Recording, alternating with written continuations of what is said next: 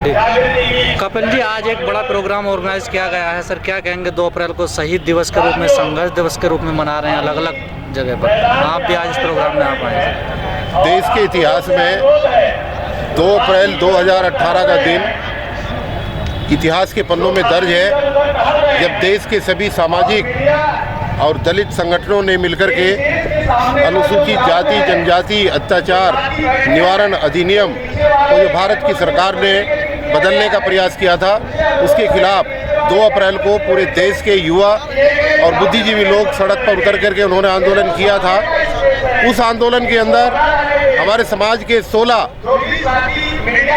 नवयुवक जो है वो शहीद हुए थे, और भारतीय जनता पार्टी की प्रदेशों में जहाँ पर सरकार थी वहीं पर ये जो है गोलियां चला करके उनको जो है शहीद किया गया था, और हजारों युवाओं के खिलाफ फर्जी और झूठे मुकदमे बना करके उनको जेल में ठूसने का काम जो किया गया था। उसके उपरांत देश के अंदर इतना सशक्त आंदोलन 2 अप्रैल 2018 को हुआ कि केंद्र में बैठी हुई सरकार को झुकना पड़ा, हारना पड़ा, और माननीय सुप्रीम कोर्ट ने जो गलत आदेश किया था उसको सही करना पड़ा। मगर ये सब होने के बावजूद भी 1 साल के अंदर जिन हजारों साथियों के ऊपर झूठे और फर्जी मुकदमे बना करके उनको जेलों में डाला गया था, उनमें से कुछ लोगों की जमानत हुई और कुछ की आज तक भी नहीं हुई। उनके ऊपर लगे हुए केस न तो अभी तक वापस हुए, और जो पीड़ित परिवार थे, जो आश्रित परिवार थे मृतकों के, उनके मृतक परिवार के आश्रितों को अभी तक कोई भी उचित मुआवजा सरकार की तरफ से नहीं दिया गया। इसलिए समाज के सभी बुद्धिजीवी संगठनों ने एकजुट होकर के 2 अप्रैल को देश के इतिहास में एक नया अध्याय जोड़ने के लिए आज बहुजन संघर्ष और विश्व शहीदी गौरव दिवस के रूप में 2 अप्रैल को मनाने का फैसला किया है। और यहाँ पर दिल्ली की रामलीला मैदान के अंदर सभी लोग उसी को मनाने के लिए यहाँ पर आज उपस्थित हुए हैं। भानु प्रताप जी, जो 2 अप्रैल को जो केस हुए थे, सर ने भी बताया कि कुछ की जमानत नहीं हुई है। उन लोगों के लिए ना कोई पूछने गया, ना उनका किसी का नाम का पता है, और लोग मंच तो लगाते हैं बड़ा बड़ा, लेकिन उनकी किसी ने खैर खबर नहीं लिया। देखिए, ऐसा हुआ है कि उनको बहुत लोग पूछने नहीं गए, लेकिन हमने बहुत लोगों से पूछा। मध्य प्रदेश में विशेषकर मैं कई बार गया हूँ, और अब फिर इसी महीने की 28 तारीख को हम एक बड़ा आंदोलन मध्य प्रदेश में करने जा रहे हैं। लगातार हम लोग उनके संपर्क में हैं। बहुत लोगों से हमने भी कहा भी FIR जो है जो दें, बहुत लोगों ने दी नहीं। बात लोग कई बार मानते भी नहीं, सुनते भी नहीं, अपने अपने तरीके से काम करते हैं। लेकिन इस बात के बावजूद भी ये सही है कि आज भी जो FIR हुई हैं वो ज्यों की त्यों हैं, और बहुत से लोग आज भी जेलों में बंद हैं।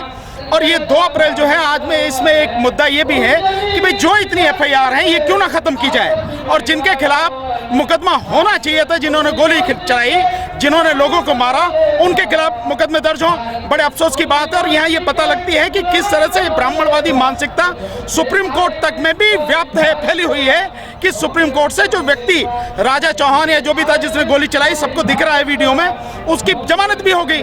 तो ये दिक्कतें हमारे सामने हैं, लेकिन संघर्ष करना हमारा फर्ज है, और इसी के लिए हम लगातार लड़ रहे हैं। हम मैदान में हैं। जब तक ये मुकदमे सारे वापस नहीं हो जाएंगे, और जब तक दोषियों के खिलाफ मुकदमे दर्ज नहीं हो जाएंगे, तब तक हम संघर्ष करते रहेंगे। यही सभी साथियों से भी, बहुजन समाज के सभी साथियों से भी हमारा निवेदन है। और ये जो भी सरकार अब है और आने वाली है, उन सभी सरकारों से हमारा ये आग्रह है कि इस बात को ध्यान दें और सारे मुकदमे ये वापस लिए जाएं, लोगों को न्याय दिया जाए। गौतम जी, अभी भी 3 लड़के मुजफ्फरनगर के रासुका में बंद हैं।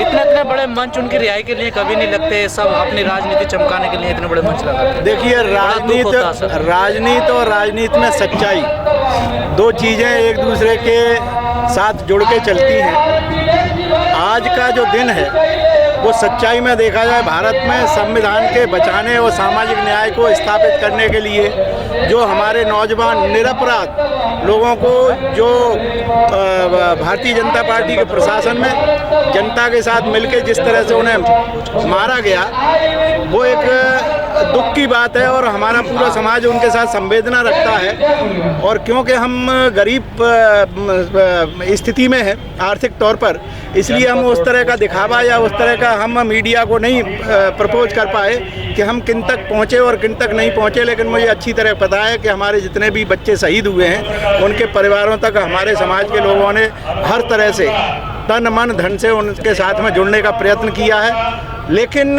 ये जो 2 अप्रैल 18 हुआ, ये इस बात के लिए याद किया जाना चाहिए कि भारत की न्यायपालिका में जो काला धब्बा है जातिवाद का, और भारत के न्यायपालिका में जिस तरह से ब्राह्मणवाद नहीं, ब्राह्मणों का वर्चस्व है, जिसके लिए अंग्रेज़ों ने कहा था, कलकत्ता हाई कोर्ट में एक अंग्रेज़ों ने टिप्पणी की थी कि भारत में ब्राह्मण कभी भी किसी के साथ न्याय नहीं कर सकता है, और ये मानसिकता उसके साथ में है। इसीलिए भारत के व्यक्तियों को विश्वसनीय नहीं माना जाता। अंग्रेज़ों ने कभी भी भारत को अपना विश्वसनीय राष्ट्र नहीं माना था, क्योंकि उन्हें यह पता था कि भारत में दोगलों के सिवा और कोई पैदा नहीं होता है, और यहाँ का दोगला चरित्र जो है वो सभी में है, वो मुझ में भी है और यहाँ की जनता में। लेकिन ब्राह्मण जो जिस तरह से इस देश को बर्बाद कर रहा है, ब्राह्मण ये चाहता है कि या तो उसका वर्चस्व रहे, और वर्चस्व न रहे तो उसकी सत्ता रहे।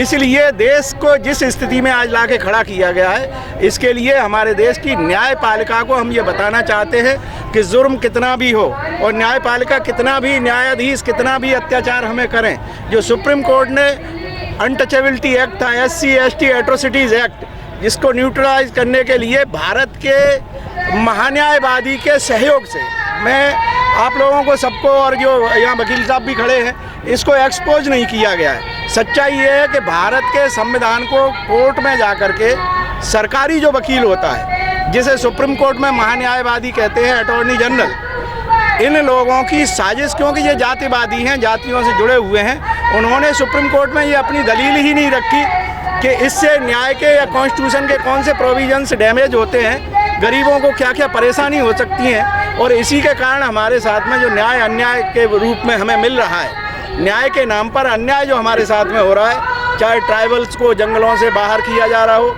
चाहे गांव के मजदूर किसान को फांसी लगा के मरने के बाद उसे भी न्याय नहीं मिल रहा हो, पुलिस और प्रशासन द्वारा एट्रोसिटीज़ और बलात्कार जो किए जाते हैं उसमें भी गरीबों को न्याय नहीं मिलता है। और आज हम इस दिन को याद इसलिए करते हैं, हो सकता है आज हमारी संख्या कम हो सकती है, लेकिन जो इतिहास लिख दिए जाते हैं दोबारा उस तरह के इतिहास नहीं लिखे जाते, फिर वो दोबारा उससे भी विकराल रूप में अलग से इतिहास होता है।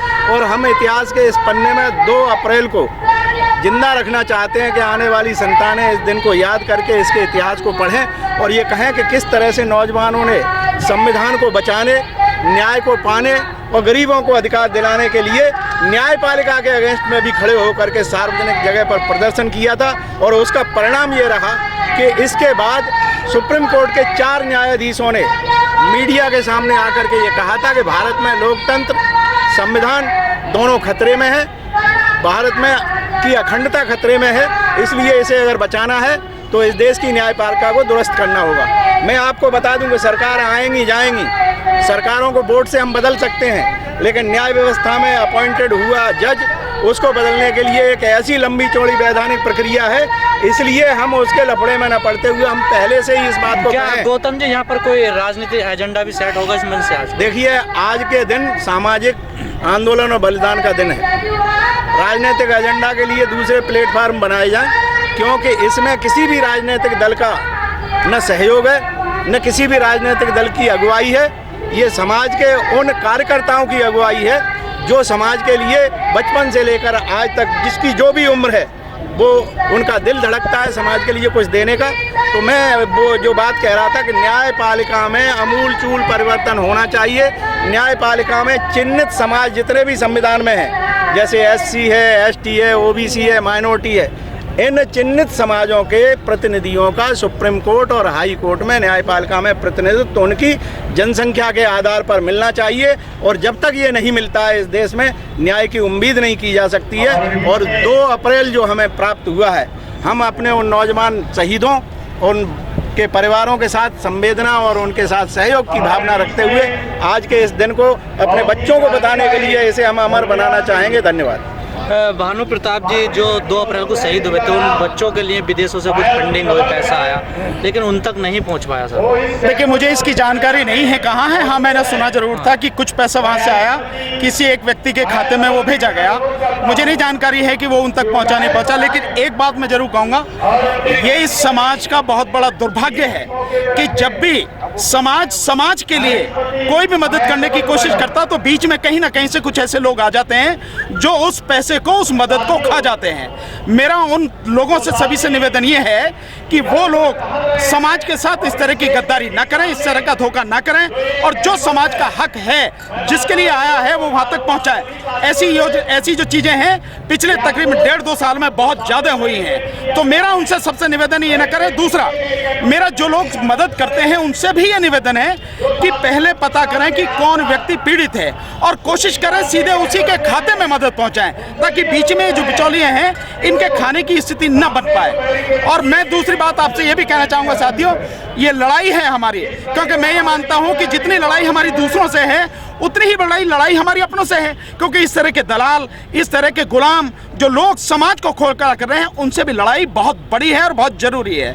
तो मेरा सबसे निवेदन है, हम समझ के चलें, जो अच्छे लोग हैं उनका साथ दें, इस समाज की मजबूती के लिए हम लोग सब मिलकर काम करें, और जो लोग समाज के साथ गद्दारी कर रहे हैं उनका खुलकर विरोध करें, सड़क पर विरोध करें। ठीक है, थैंक यू। इस प्रश्न